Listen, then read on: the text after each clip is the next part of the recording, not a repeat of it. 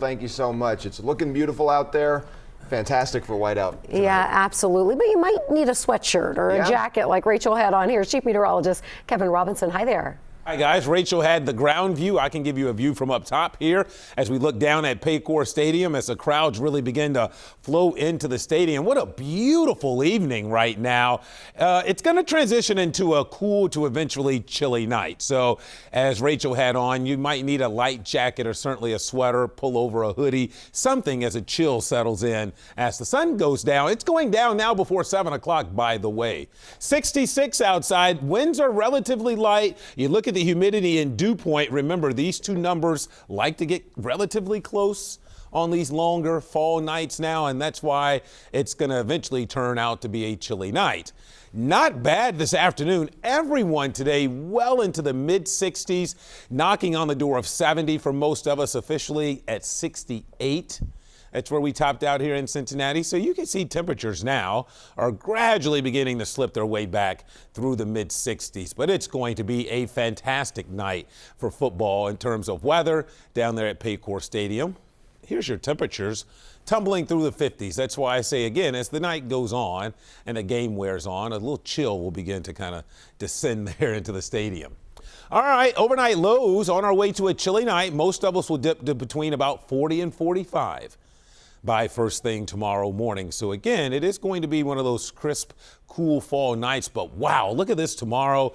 The return of sunshine will have highs back around 70 or 70 plus maybe by a degree or two. We should top out about 71 here in Cincinnati. So no rain tomorrow, no rain during the day on Saturday. Saturday night, rain chances go up after about 9 or 10, probably near midnight here in the metro. Impacts the greatest on Sunday. Don't expect a lot of rain out of this, though.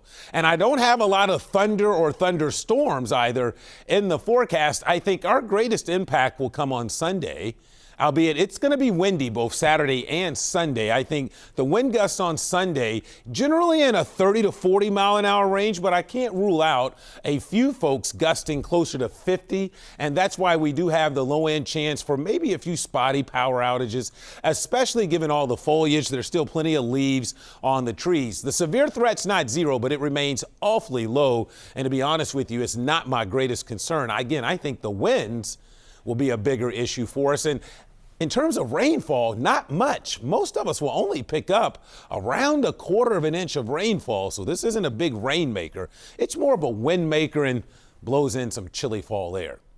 Beautiful tomorrow night. These are high clouds. Fantastic evening for high school football.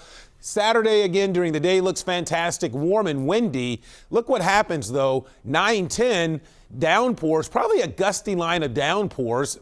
Not with a lot of lightning and thunder, though. And then approaching the core of the tri-state closer to midnight. And then we'll deal with cooler air that spills in during the day Sunday with occasionally a few showers. But here's those winds, generally gusting 30 to 40, but I can't rule out again a 50 gust on Sunday. So clear and chilly tonight, down to 44 eventually by morning. And then tomorrow, what a fantastic October day, 71 for your afternoon high. So a little bit of a chill to start out first thing in the morning, but then by afternoon, it's great. And look at the mild temperatures in the evening tomorrow. Here's your 7-day forecast. I do really quickly want to show you your high school football forecast for tomorrow evening. It looks spectacular. The Blitz will be up there at Fairfield. Temperatures in the 60s, slipping into the 50s, near record warmth maybe on Saturday, and it's that shock to the system by Sunday night down to 43. Ooh, all right, Kevin, we'll brace ourselves also tonight, taking on that division rival.